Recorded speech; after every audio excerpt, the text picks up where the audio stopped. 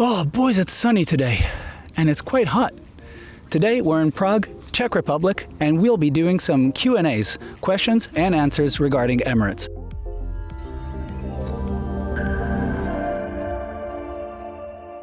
So I've been getting a lot of questions on our YouTube channel, and I do want to reply to all of them. I have replied to all of them, but not a lot of people have been reading them. So we're going to be doing this video specifically to answer your questions. That's why I really want to put a lot of emphasis in asking you to post your questions if you do have any, because I do answer to all of them. And also check the descriptions, because you may not need to ask any questions, because there's a lot of information down there. Today I have Zdenka. She's my girlfriend. We met in Emirates, and she'll be answering some questions with me today. And she has a lot of knowledge. For how long have you been working in Emirates? So I've been working for Emirates for 4 years, consecutive years. 2 of them were in economy class and 2 of them were in business class. Okay, great. And may I ask you, what is the main difference between economy class and business class?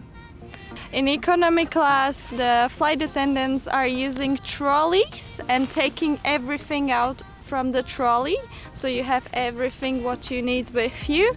But in business class, you are basically like a waitress. You are going back and forth to deliver everything by hand, one by one customer.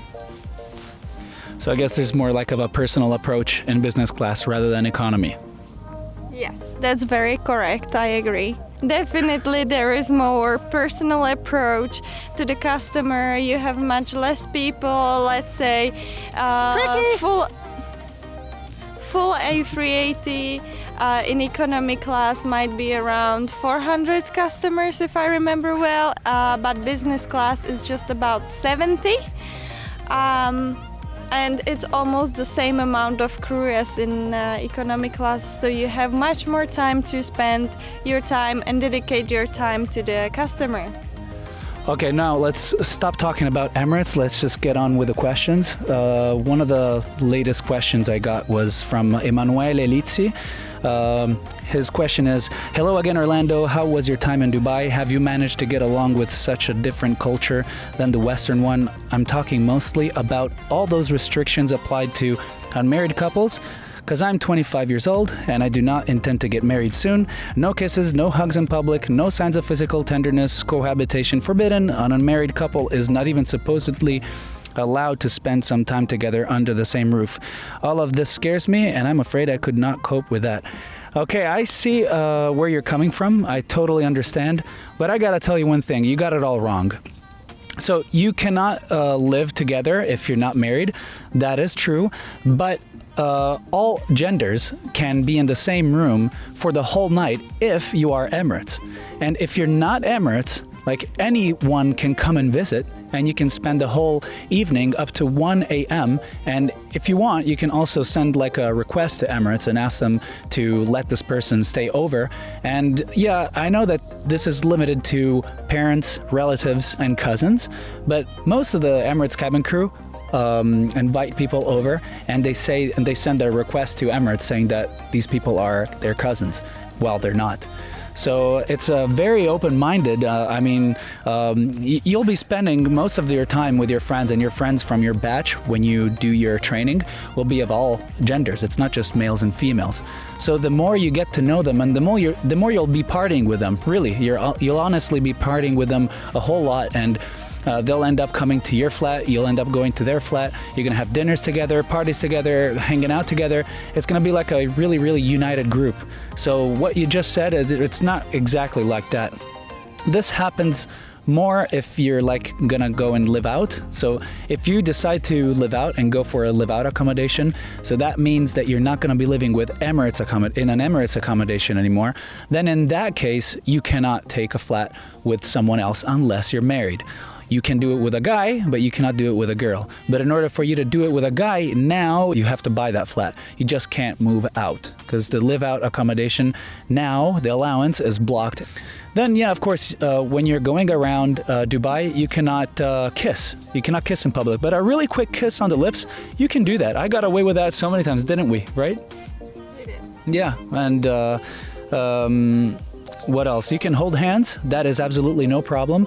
And look, when you go to Dubai, and you'll go to the beach for sure, you'll see more girls in bikinis, even thongs. Like there's more thongs than normal bikinis. And there'll be more girls in bikinis there than in Miami. I'm not joking, really. This is the reality in Dubai. What's her perspective about it? I mean, even she was wearing like not a thong, but she was wearing bikinis that were kind of revealing, and she didn't have to think about, oh my God, I shouldn't, or you know. Yes, that what I say to everyone is like, basically to some better club, they're not gonna let you in without high heels and short skirt. That's how it is. Nightlife and beach life is like, don't worry about the clothes. If you're going to the supermarket, mall, public areas, then try to look modest. But even if you have shorter skirt or uncovered shoulders, it's no problem at all. Okay, I hope that answers your question, Emanuele. Let's see, other questions. This question is from Saroj Lama, and he says, "Hello, sir. I am from Nepal and recently in Singapore for a few months. So does Emirates will accept me if I will apply it from Singapore Open Day? Please let me know. If there is an open day in Singapore, but you're from, you said Nepal, there's absolutely no problem. Like, I went to Amsterdam for my first open day. Yes, I failed, but I went to Amsterdam and I was accepted. So I could well off get the job, even though I went for an open day in Kuala Lumpur, I would still get the job. I would recommend to everyone trying to do this. I know that yours is like you're there already, so you're gonna apply from there because it's convenient for you. But for a lot of people, for example, me, going to Amsterdam wasn't really successful because there was a lot of people that spoke good English. But if you speak a modest English, but you know that there's other countries where they do not speak good English, just fly to their country and do your open day there. You're going to succeed because the recruiters will just see that your English level is way above the others' level. And so they're going to discard them and they're going to take you. So my biggest advice is going to some country where they don't speak good English and try from there. It's going to really be successful. You think the same thing? It doesn't make you 100% pass, of course, because it depends on your behavior and other stuff, but it's a big advantage. Okay, I hope that answers your question. Oh, one thing is that if they only hire Singapore nationals, then don't show up to the open day because they're just looking for Singapore nationals. But most of the times, open days are for everyone. So just check the fine print, check the information on the Group World page, and see if they're recruiting anyone. Because if they are, then you're good to go. Hi, this month Emirates conducting assessment day in India. I would like to know, will they check only height or full BMI, body mass index, like height, weight? Your reply will be helpful. Thank you. And this is from P. Anil. Okay, hi Anil. Well, when you go to the open day, they don't check your BMI, but that doesn't mean that they don't check how you look. So if you're overweight or if you're underweight, that's gonna be like one of the key elements that they're gonna be using to discard you or to accept you. So you better be looking straight. So if you're like overweight, just work out like intensely before your open day. And if you're underweight, just eat intensely. I don't think that's a big problem. I mean, not for me, at least. I got a belly. They do not calculate the BMI. They just look at you physically. How do you look like? But then later on, when you're accepted, you get your golden call and you're flying there. As soon as you arrive in Dubai, they will check your weight and your height. And if you're out of the norms, like an acceptable BMI, then they will tell you to get slimmer or to gain weight. Sometimes they send you to a dietologist, or sometimes they put you on a program. They do monitor you and they check if you get fatter or if you get slimmer. And every year you have to change your uniform. So when you change your uniform, that's another moment where they check your BMI. And also so you enter the company, you join the company, you do your training lasts 2 months. And then once your training is over, after 6 months of probation, there's the graduation. And on that day, they check your weight to see how your weight's been going in those 6 months. Muhammad John Sulaimanov, I'm sorry if I spelled it wrong, I hope I didn't.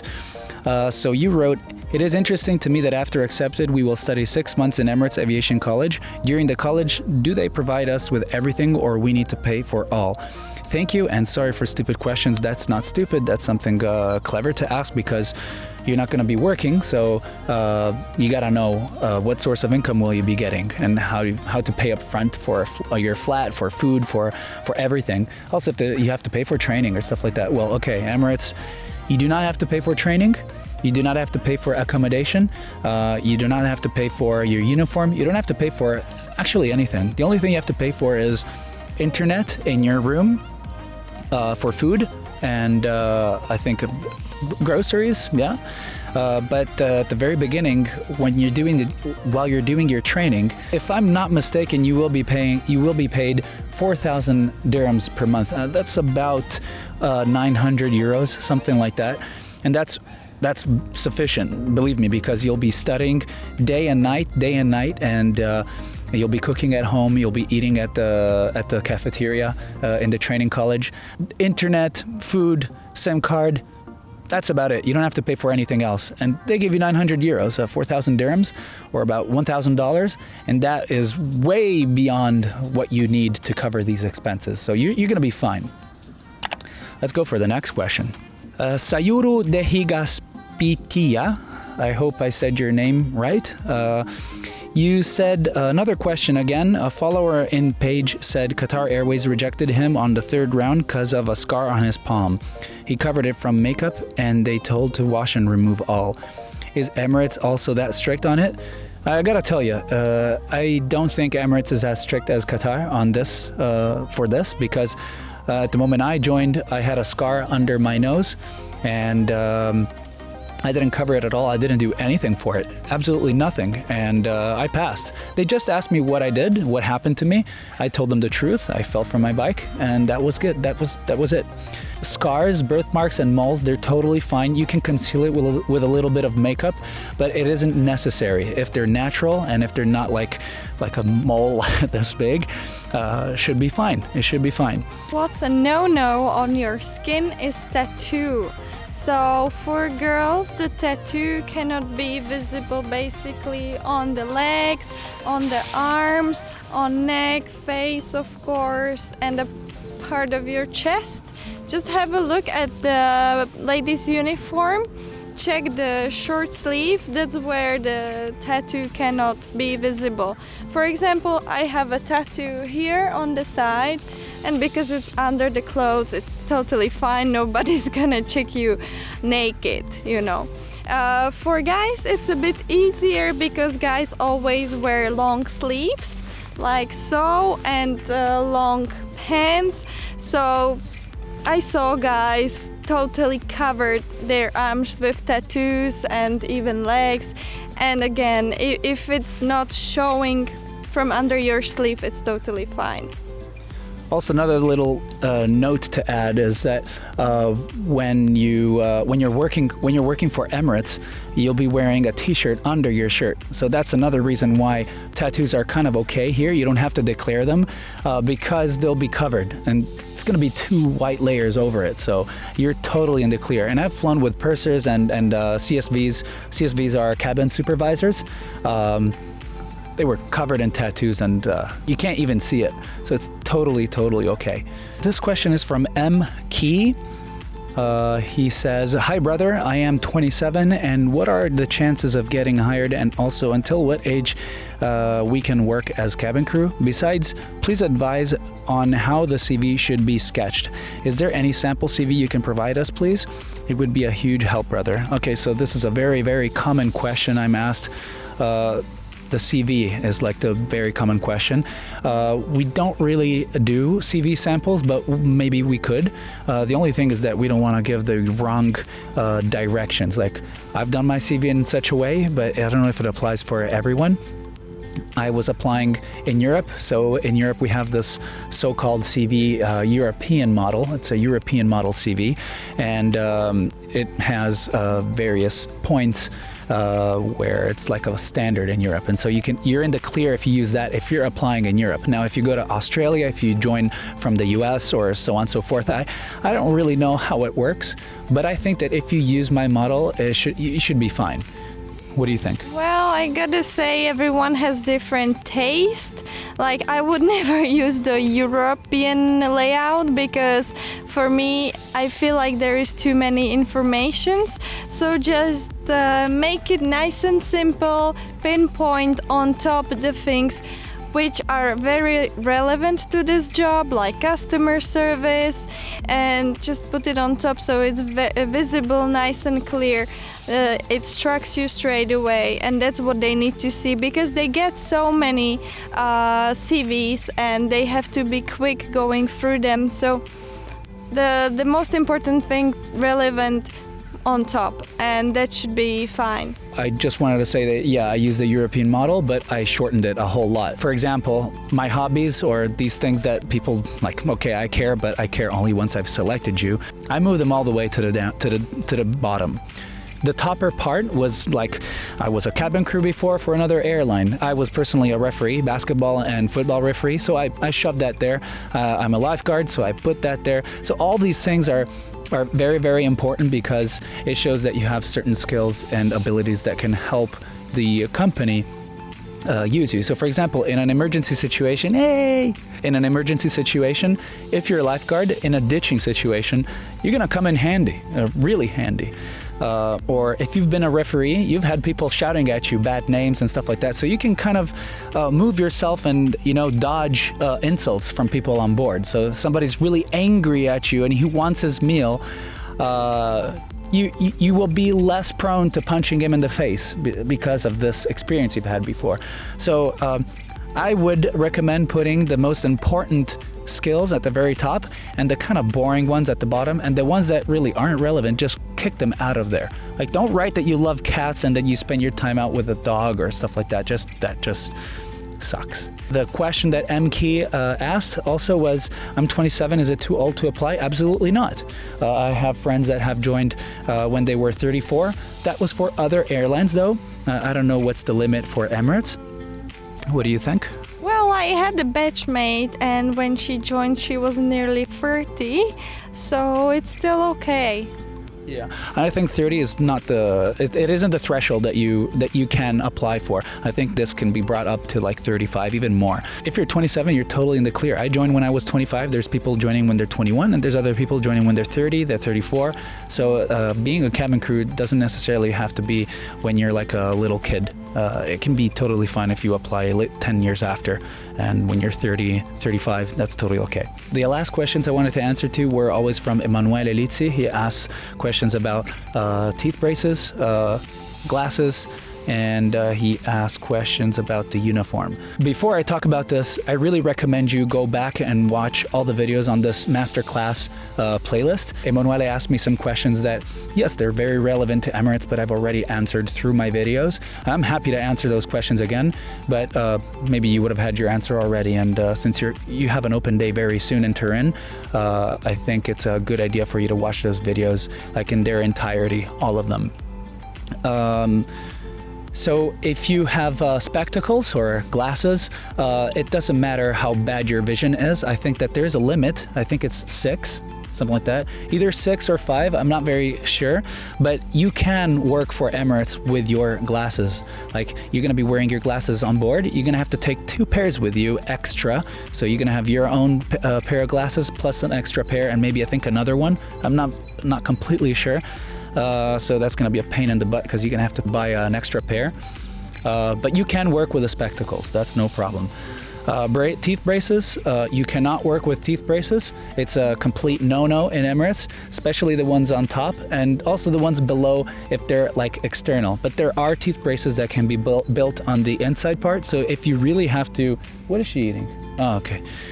If you really have to wear teeth braces, just wear them on the inside. Ask your dentist to do it. It's going to cost more, but at least you can work for Emirates and you can get your job going. There's no problem with that. Emanuele also asked about a clothing attire you need to follow in order to have a good impression at the open day. What are the guidelines?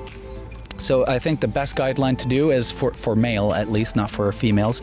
But for males, check the Emirates uniform and copy that. Like, that's eventually what you're going to be wearing, and that's their standard. So if you wear something that it's very similar, you're going to have a good impression on them. Don't take it too literally. Don't come in Emirates uniform, which you made tailored, sewn on your demand. Just take a simple black suit, white shirt. We did a video about this, and we say that you shouldn't wear different colors. Like if your top is black, bottom should be black. Blue navy. So just follow these things, and so same color pants and jacket. Shirt white is a good idea. I would always keep it white. Your tie maybe the same color of your jacket, like your overall color of your suit. And black socks. Don't forget that, black socks. Don't wear white socks. And your shoes, please, black or brown, and the same color of your socks, and leather, okay? Just get them leather.